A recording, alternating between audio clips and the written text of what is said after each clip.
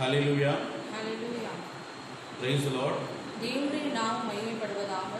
I greet you all in the name of our Lord and Savior Jesus Christ. உங்கள் யாவரும் இயேசு கிறிஸ்துவின் நாமத்தினாலே உங்களை வாழ்த்துகிறோம். I am glad to see you all this morning. இந்த காலை வேளையிலே உங்கள் யாவரையும் சந்திப்பதிலே நாங்கள் மகிழ்ச்சி அடைகிறோம். Before we enter into the Word of God, கர்த்தருடைய வார்த்தைக்கு நாம் கடந்து போவதற்கு முன்பதாக let's all bow down our heads. நம்முடைய தலைகளை தாழ்த்தி Let's pray. நாம் ஜெபிக்கலாம். Loving Heavenly Father, உங்களை அதிகமாக நேசிக்கிற பரலோக பிதாவே, we praise you, we magnify your name, O Lord. உங்கள் நாமத்தை நாங்கள் மகிமைப்படுத்துகிறோம் அப்பா. Father God, we give thanks to you that you have given us a wonderful day. இந்த காலை வேளையில் எங்கள் கொடுத்தமைக்காக உமக்கு நாங்கள் நன்றியுள்ள இருதயத்தோடு நாங்கள் ஸ்தோத்திரிக்கிறோம். Today we are going to meditate your word, Master. இந்த வேளையில் உங்களுடைய வார்த்தையை நாங்கள் தியானிக்க இருக்கிறோம் ஆண்டவரே. Father God, you speak to us, Lord. தேவன் நீர் எங்களோடு பேசுவீராக. You are the God who speak to your people, Master. நீர் ஒருவரே உங்களுடைய ஜனங்களோடு நீர் பேசுகிற தேவனாய் இருக்கிறீர் ஆண்டவரே. I surrender this sermon in the mighty hands, Lord. இந்த நாளிலும் ஆண்டவரே உங்களுடைய வார்த்தையை நாங்கள் உங்களுடைய கரத்திலே நாங்கள் முற்றிலுமாய் அர்ப்பணிக்கிறோம் ஐயா. You lead us, you guide us. நீர் ஒருவரே எங்களை வழிநடத்துவீராக. In Jesus' name I pray, Amen. இயேசுவின் நாமத்திலே நாங்கள் ஜெபிக்கிறோம் நல்ல பிதாவே, ஆமென். Turn with me your Bible. என்னோடு கூட வேதாகமத்தை நீங்கள் திருப்பிக் கொள்ளலாம். Exodus 14:21. யாத்திராவும் 14ஆம் அதிகாரம் 21ஆம் வசனத்தை நாம் வாசிக்கலாம். மோசே தன் கையை சமுத்திரத்தின் மேல் நீட்டினார்.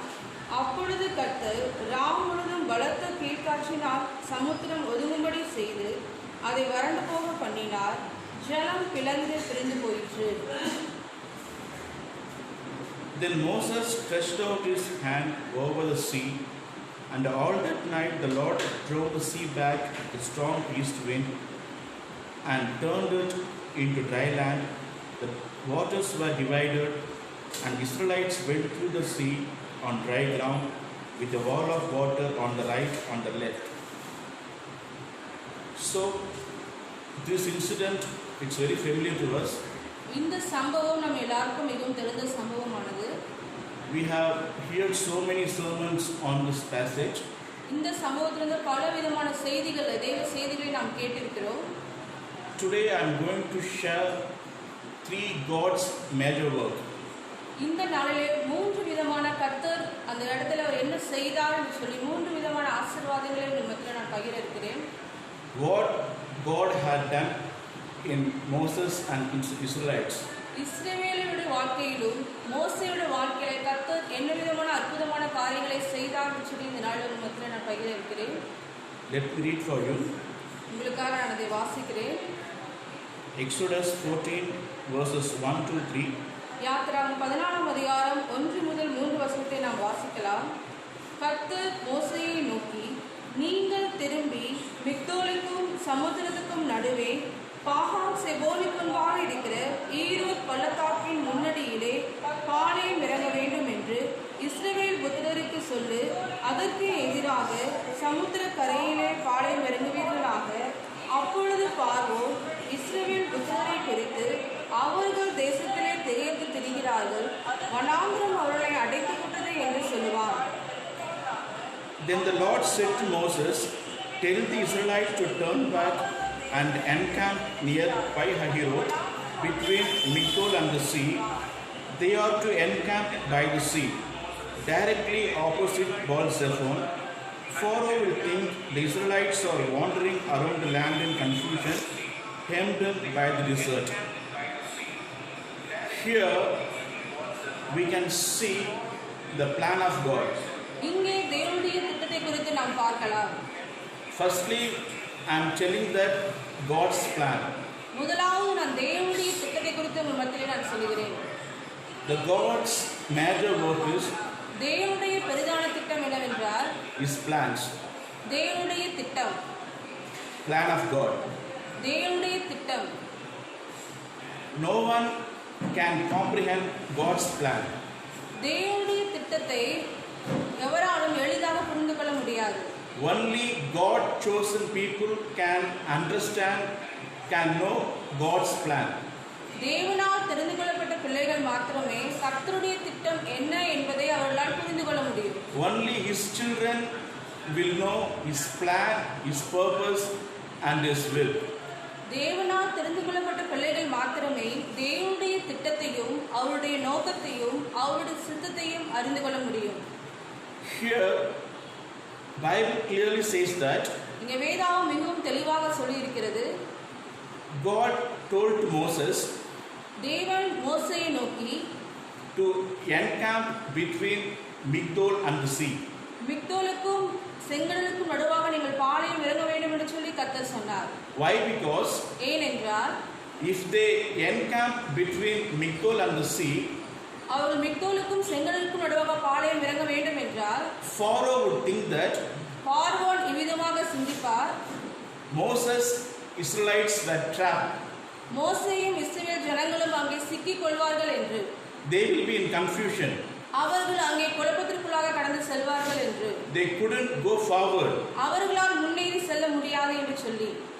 That location also, அந்த இடத்தை குறித்து நாம் பார்ப்போம் என்றால் that opposite to Baal Zephon. அது எதிராக காணப்பட்டது என்றால் பாகால் செபோனுக்கு அது எதிராக காணப்பட்டது. So Pharaoh thought that he is strong enough to defeat Israelites. பார்வோன் எவ்விதமாய் தன்னை நினைத்தான், தான் ஒரு பலசாலி என்று, நான் எவ்விதமாக நான் இஸ்ரவேல் ஜனங்களை நான் முறியடிப்பேன் என்று சொல்லி அவன் தன்னைக்குள்ளே சிந்தித்துக் கொண்டிருந்தான். He was believing himself. அவன் தன்னைத்தானே நம்பினவனாய் காணப்பட்டான். He can pursue the Moses and Israelites. இஸ்ரவேல் ஜனங்களையும் மோசேயும் தனக்கு கீழாக அவன் காண்பித்தான். So such a way God made a plan. So அவ்விதமாக தேவன் ஒரு பெரிய திட்டத்தை அங்கே வைத்திருந்தார். In order to Pharaoh think like that, இவ்விதமாக பார்வோன் ஒரு இடத்தில் நினைத்துக் கொண்டிருக்கையில், so God told to Moses, encamp them between Migdol and the Red Sea. ஆனால் மோசே இடத்திலே கர்த்தர் சொன்னது என்னவென்றால், நீங்கள் மிக்தோலுக்கும் செங்கடலுக்கும் நடுவாக நீங்கள் பாளையம் இறங்க வேண்டும் என்பதே தேவனுடைய திட்டமாய் இருந்தது. Here we can see two kind of persons. இங்கே ரெண்டு விதமான நபர்களை குறித்து நாம் பார்க்கலாம். One is Pharaoh, ஒன்று பார்வோன், another one is Moses. இன்னொருவர் மோசே. Moses, he is the one who knows God's plan. மோசே தேவனுடைய திட்டத்தை நன்கு அறிந்தவராய் காணப்பட்டார். Pharaoh who doesn't know God's plan. ஆனால் பார்வோன் தேவனுடைய திட்டத்தை அவன் அறியவில்லை. Pharaoh was boasting himself. அவன் தனக்குள்ளே தன்னைத்தானே அவன் கடப்படுத்திக் கொண்டிருந்தான். He thought that I can do that. அவன் நினைத்தான் என்னால் எல்லாம் செய்ய முடியும் என்று சொல்லி. But Moses think that ஆனால் மோசே என்ன நினைத்தார் என்றால், God only can save them in this situation. தேவனால் மாத்திரமே இந்த சூழ்நிலையில் இருந்து நாம் வெளியே வர முடியும் என்று சொல்லி தேவனை அவன் மகிமைப்படுத்துவராய் காணப்பட்டார். Because Moses already seen many times God's wonders, His miracles in his life. ஏனென்றால் மோசே பல வேளைகளிலே அவருடைய வாழ்க்கையிலே தேவனுடைய அற்புதங்களையும் அதிசயங்களையும் அவர் காண்பவராய் காணப்பட்டார். So he was so confident with God. So அதனாலே அவர் மிகவும் நம்பிக்கையுடையவராய் காணப்பட்டார். God can rescue them in this trouble. இந்த பிரச்சனையில் இருந்து கட்டாயமாக தேவன் எங்களை விடுவிப்பார் என்று சொல்லி தேவன் மேல் நம்பிக்கையுடையவராய் காணப்பட்டார். God can save them in the situation. ஆனால் தேவனும் அந்த சூழ்நிலையில் இருந்து அவர்களை காப்பாற்றினார். So first thing is we should know God's plan in our life. முதலாவதாக நம்முடைய வாழ்க்கையிலே தேவனுடைய திட்டம் என்ன என்பதை நாம் தெரிந்து கொள்ள வேண்டும். Without knowing God's plan, தேவனுடைய திட்டம் என்ன என்று தெரிந்து கொள்ளாவிட்டால் we couldn't lead our life in this world. நம்முடைய வாழ்க்கையிலே தேவனுடைய திட்டம் தெரியாவிட்டால் நாம் வாழ்வது ஜெயமாக வாழ்வது கூடாத காரியம். Sometimes we focus on our own thoughts, our own ideas. சில வேளைகளிலே நம்முடைய சிந்தனைகளை நம்முடைய முயற்சிகளை நாம் நினைத்துக் கொண்டிருக்கிறோம். We used to think like that, I can do that, I can do this. சில வேளைகளிலே நாம் நினைப்போம், என்னால் இதை செய்ய முடியும், என்னால் இதை செய்வதற்கான பலன் எனக்குள்ள இருக்குது என்று சொல்லி நாம் நினைக்கலாம். But we must know what is God's plan in your life. ஆனால் நாம் தெளிவாக தேவனுடைய திட்டம் என்ன என்பதை நாம் புரிந்து கொள்ள வேண்டும். Let me read for you Jeremiah 29:11. எரேமியா 29ஆம் அதிகாரத்தில் 11வது வசனத்தை நாம் வாசிக்கலாம். நீ எதிர்பார்த்திருக்கும் முடிவை உங்களுக்கு கொடுக்கும்படிக்கு நான் உங்கள் பேரில் நினைத்திருக்கிற நினைவுகளை அறிவேன் என்று கர்த்தர் சொல்கிறார். அவைகள் தீமைக்கல்ல, சமாதானத்துக்கு ஏதுவான நினைவுகளே. This is a God promise. இதையும் நம்மளுக்கு கொடுத்த வாக்குத்தத்தமாக இருக்கிறது. For I know the plans I have for you, declares the Lord, plans for peace and not for evil, to give you hope and a future. In this verse we can see that God's perfect plan for your life. இந்த தேவனுடைய வார்த்தையிலே கர்த்தர் எவ்விதமாய் நம்மை குறித்ததான திட்டத்தை வைத்திருக்கிறார் என்பதை குறித்து நாம் பார்க்கலாம். Which gives you hope and future. உங்களுக்கு அது நம்பிக்கை உள்ளதாகவும் எதிர்காலத்தை கொடுக்கக்கூடியதாகவும் இருக்கிறது. So Moses was believing in God. He will give him hope and future. மோசே அவிதமாக எதிர்பார்த்தார், கண்டிப்பாக தேவனானவர் நம்மளுக்கு ஒரு எதிர்காலத்தையும் ஒரு நம்பிக்கையும் அவர் கொடுத்திருக்கிறார் என்பதை. The second God's major work is, இரண்டாவதாக தேவனுடைய பெரிதான திட்டம் என்னவென்றால் path of God. தேவனுடைய பாதை. First we have seen that plan of God. முதலாவது நாம் பார்த்தோம் தேவனுடைய திட்டம். The second one is இரண்டாவதாக path of God. தேவனுடைய பாதை. This is very very important in our Christian life. இது மிகவும் மிக முக்கியமானது கிறிஸ்துவோட வாழ்க்கையிலே. Without knowing God's path, we couldn't lead our Christian life successfully. நம்முடைய கிறிஸ்தவ வாழ்க்கையிலே தேவனுடைய பாதையை நாம் அறிந்து கொள்ளாவிட்டால் நம்ம ஜெயமான ஒரு வாழ்க்கை நம்மால் வாழ முடியாது. Without knowing it, we couldn't lead successful life. அதை நாம் தெரிந்து கொள்ளாவிட்டால் கட்டாயமாக நம்மால் ஒரு ஜெயமான வாழ்க்கை வாழ முடியாது. Let me read. நாம் வாசிக்கலாம். The Exodus, same chapter 14, Exodus 14. யாத்திராம் 14ஆம் அதிகாரம் 26 onwards. 26ஆம் வசனத்திலிருந்து வாசிக்கலாம். கர்த்தர் மோசேயை நோக்கி, ஜலம் எகிப்தியர் மேலும் அவருடைய ரதங்கள் மேலும் அவருடைய குதிரை வீரர் மேலும் திரும்பும்படிக்கு உன் கையை சமுத்திரத்தின் மேல் நீட்டு என்றார். அப்படியே மோசே தன் கையை சமுத்திரத்தின் மேல் நீட்டினார். விடியற் காலத்தில் சமுத்திரம் பலமாய் திரும்பி வந்தது. எகிப்தியர் அதற்கு எதிராக ஓடும்போது கர்த்தர் அவர்களை கடலின் நடுவே கவிழ்த்து போட்டார். ஜலம் திரும்பி வந்து ரதங்களையும் குதிரை வீரரையும் அவர்கள் பின்னாக சமுதிரத்தில் பிரவேசித்திருந்த பார்வோனுடைய இராணுவம் அனைத்தையும் மூடிக்கொண்டது. அவர்களில் ஒருவனாகிலும் தப்பவில்லை. Again you can read verse 21. 21ஆம் வசனத்தை நாம் வாசிக்கலாம். மோசே தன் கையை சமுத்திரத்தின் மேல் நீட்டினார். அப்பொழுது கர்த்தர் முழுதும் பலத்த கீழ்காற்றினால் சமுத்திரம் ஒதுங்கும்படி செய்து அதை வறண்டு போக பண்ணினார். ஜலம் பிளந்து பிரிந்து போயிற்று. Then Moses stretched out his hand over the sea, and all that night the Lord drove the sea back with a strong east wind and turned it into dry land. The waters were divided. Here we can see God's miracle. இங்கே நாம் தேவனுடைய அற்புதத்தை நாம் பார்க்கலாம். When Moses stretched out his hands towards the sea, மோசே தன்னுடைய கையை சமுத்திரத்துக்கு நேராக நீட்டின பொழுது God parted the Red Sea. தேவன் அந்த செங்கடலை இரண்டாக பிரித்தார். God divided the Red Sea. தேவன் அந்த செங்கடலை இரண்டாக பிளந்தார். Where Moses and Israelites were trembling what they are going to do, they were in confusion. இஸ்ரவேல் ஜனங்களும் மோசேயும் நாம் என்ன செய்ய போகிறோம் என்று சொல்லி திகைத்துக் கொண்டு பலவிதமான இக்கட்டிலே சூழ்நிலைகள் காணப்பட்ட பொழுது God told him to stretch out his hands towards that sea. தேவன் சொன்னார் மோசேயை நோக்கி, உன்னுடைய கையை சமுத்திரத்துக்கு நேராக நீட்டு என்று சொல்லி கர்த்தர் சொன்னார். As soon as he stretched out his hands towards the sea, அவர் அவிதமாக தன்னுடைய கரத்தை சமுத்திரத்துக்கு நேராக நீட்டின பொழுது Red Sea were divided. செங்கடல் இரண்டாக பிளந்தது. There they could see the path of God. அங்கே தேவனுடைய பாதையை அவர்கள் கண்டார்கள். God made a way for them. தேவன் அவர்களுக்கு ஒரு பாதையை உண்டாக்கினார். So they walked into the sea. அதனாலே அவர்கள் கடலுக்குள்ளாய் நடந்து சென்றார்கள். The waters were standing like pillars left and right side. இடதுபுறமாகவும் வலதுபுறமாகவும் தண்ணீர்கள் அவர்களுக்கு மதிலாக நின்றது. Let me read for you Isaiah 43:16. நாம் வாசிக்கலாம். ஏசாயா 43ஆம் அதிகாரத்திலே 16வது வசனத்தை நான் வாசிக்கிறேன். சமுத்திரத்திலே வழியையும் வழியே தண்ணீர்களிலே பாதையும் உண்டாக்கி. So our God is a God who can make a way into the sea. நம்முடைய தேவன் கடலிலே ஒரு பாதையை உண்டாக்கி கொடுத்தார் இஸ்ரவேல் ஜனங்களுக்கு. He will make a way for you. நமக்கு ஒரு பாதையை உண்டாக்கி கொடுக்க அவர் வல்லமையுள்ள தேவனாய் இருக்கிறார். So he is the only God who can make a way for you. அவர் ஒருவரே தேவன் நம்முடைய வாழ்க்கையிலே பாதைகளை அவர் உண்டாக்கி கொடுப்பதற்கு. Pharaoh thought that பார்வோன் நினைத்தான் they couldn't move forward. அவர்களால் முன்னேறி செல்ல முடியாது என்று சொல்லி. They are trapped.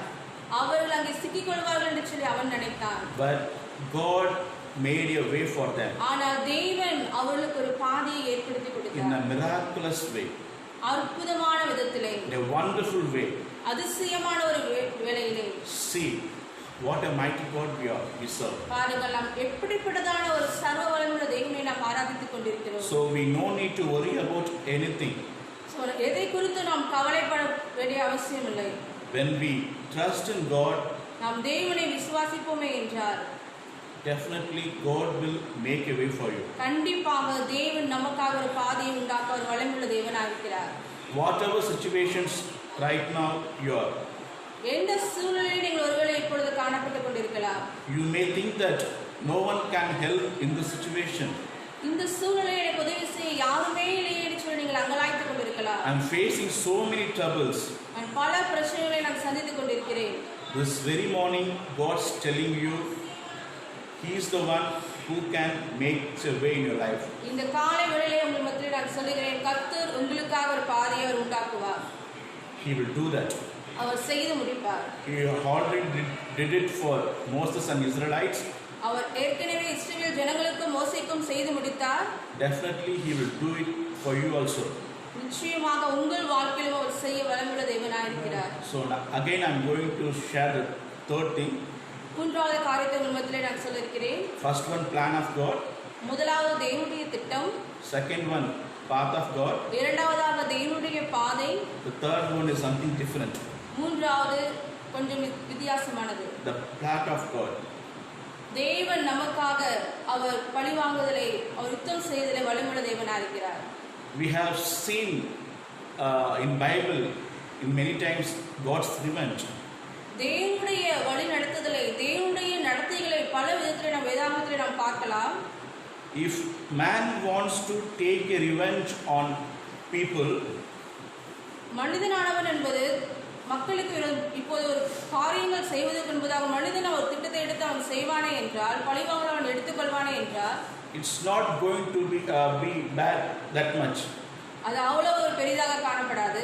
If God takes a revenge, ஆனால் தேவன் உங்களுக்காக யுத்தம் செய்வாரே என்றால், if God plots against you, தேவன் உங்களுக்காக எழுந்திருந்து ஒரு காரியத்தை செய்வாரே என்றால், no one can escape from it. அதிலிருந்து ஒருவரும் தப்பித்துக் கொள்ள முடியாது. No one can go away from His sight. அவருடைய கண்களுக்கு மறைவாக ஒருவனும் தப்பிக்க முடியாது. So let me read for you. உங்களுக்கான வசனத்தை நான் வாசிக்கிறேன். The same book, Exodus chapter 3. Yatra 3ஆம் அதிகாரத்திலே 7, verse 7. 7வது வசனத்தை நாம் வாசிக்கலாம். அப்பொழுது கர்த்தர் எகிப்தில் இருக்கிற என் ஜனத்தின் உபத்திரத்தை நான் பார்க்கவே பார்த்து, ஆளோட்டிகள் நிமித்தம் அவர்கள் இடுகிற கூக்குரலை கேட்டேன், அவர்கள் படுகிற வேதனைகளையும் அறிந்திருக்கிறேன். The Lord said, I have indeed seen the misery of my people in Egypt. And the Lord said, I have certainly seen the oppression of my people who are in Egypt, and I have heard their outcry because of their taskmasters, for I am aware of their sufferings. Here we can see that He is very much aware of our sufferings. இங்கே நாம் பார்க்கும் பொழுது கர்த்தர் நமக்காக அவர் எழுந்தருளி செய்கிற காரியங்களை குறித்து நாம் பார்க்கலாம். Sometimes it seems like that He is not aware of it. சில நேரங்களிலே கர்த்தர் நம்மளுக்கு பதில் கொடுக்காத போல காணப்படலாம். But Bible says that He is aware of all your sufferings. ஆனால் வேதாகம் சொல்லுகிறது நமக்காக கர்த்தர் எழுந்தருளி காரியங்களை செய்கிறவராய் இருக்கிறார். Bible clearly says that he heard the outcry of Israelites. வேதாகம் தெளிவாக சொல்லுது இஸ்ரவேல் ஜனங்களினுடைய கண்ணீரை அவர் கண்டார் என்று சொல்லி. Because the taskmasters were troubling them. ஏனென்றால் அவர்களுக்கு சென்று கொண்டிருக்கிற பாதை மிகவும் விகற்பமாய் காணப்படலாம். So God seen that. அதை கர்த்தர் பார்த்தார். So because of this incident, இந்த சூழ்நிலையை நாம் பார்க்கும் பொழுது God's made a plot against Pharaoh and his army. தேவன் பார்வோனுக்கும் ராணுவத்துக்கும் விரோதமாக எழும்பி கர்த்தர் யுத்தம் செய்கிறவராய் காணப்பட்டார். Now we can read Exodus 14:26. இப்பொழுது நாம் கர்த்தருடைய வார்த்தை யாத்திராம் 14ஆம் அதிகாரத்தில் 26வது வசனத்தை நாம் வாசிக்கலாம். கர்த்தர் மோசேயை நோக்கி, ஜலம் எகிப்தியர் மேலும் அவருடைய ரதங்கள் மேலும் அவருடைய குதிரை வீரர் மேலும் திரும்பும்படிக்கு உன் கையை சமுத்திரத்தின் மேல் நீட்டு என்றார். அப்படியே மோசே தன் கையை சமுத்திரத்தின் மேல் நீட்டினான். விடியற் காலத்தில் சமுத்திரம் பலமாய் திரும்பி வந்தது. எகிப்தியர் அதற்கு எதிராக ஓடும்போது கர்த்தர் அவர்களை கடலின் நடுவே கவிழ்த்து போட்டார். ஜலம் திரும்பி வந்து ரதங்களையும் குதிரை வீரரையும் அவர்கள் பின்னாக சமுத்திரத்தில் பிரவேசித்திருந்த பார்வோனுடைய இராணுவம் அனைத்தையும் மூடிக்கொண்டது. அவர்களில் ஒருவனாகிலும் தப்பவில்லை. இஸ்ரவேல் புத்திரரோ சமுத்திரத்தின் நடுவாக வெட்டாந்திரையில் வழியாய் நடந்து போனார்கள். அவர்கள் வலதுபுறத்திலும் அவர்கள் இடதுபுறத்திலும் ஜலம் அவர்களுக்கு மதிலாக நின்றது. இவ்விதமாய் கர்த்தர் அந்நாளிலே இஸ்ரவேலரை எகிப்தியரின் கைக்கு தப்புவித்து ரட்சித்தார். கடற்கரையிலே எகிப்தியர் செத்து கிடக்கிறதை இஸ்ரவேலர்கள் கண்டார்கள். கர்த்தர் எகிப்தியரின் செய்த அந்த மகத்தான கிரியை இஸ்ரவேலர் கண்டார்கள். அப்பொழுது ஜனங்கள் கர்த்தருக்கு பயந்து கர்த்தரிடத்தில் அவருடைய ஊழியக்காரனாகிய மோசேயிடத்திலும் விசுவாசம் வைத்தார்கள். Amen. Amen. Then the Lord said to Moses, stretch out your hand over the sea so that the waters may flow back over the Egyptians and the chariots and the horsemen. Moses stretched out his hand over the sea, and at daybreak the sea went back to its place. The Egyptians were fleeing toward it, and the Lord swept them into the sea. The water flowed back and covered the chariots and the horsemen, the entire army of Pharaoh that had followed the Israelites into the sea. Not one of them survived. Wow. Let's all clap our hands and celebrate God's victory. நம்முடைய கரங்களை தட்டி நாம் தேவனை மகிமைப்படுத்தலாம். Because see here God's victory. இங்கே நாம் தேவன் ஜெயத்தை நாம் குறித்து நாம் பார்க்கலாம்.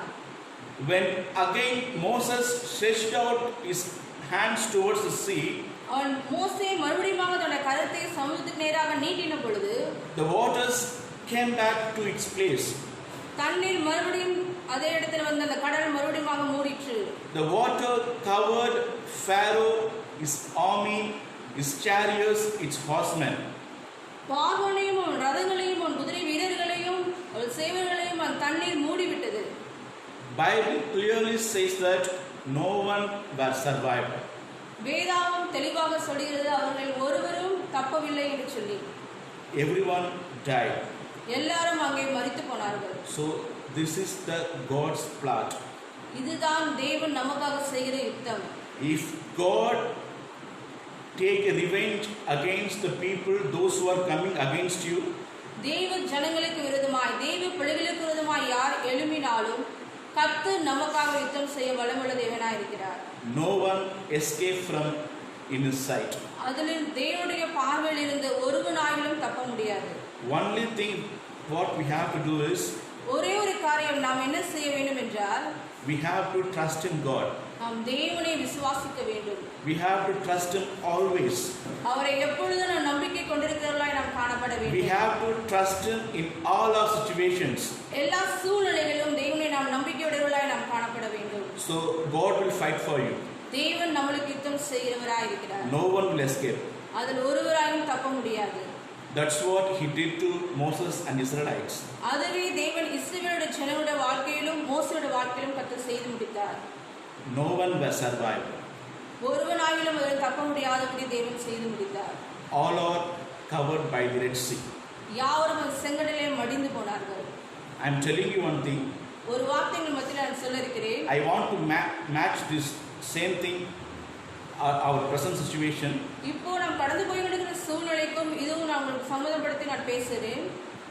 Nowadays, we can hear so many news of death. பலவிதமான இறப்பு செய்திகளை கொடுத்து நாம் கேள்விப்பட்டு கொண்டிருக்கலாம்.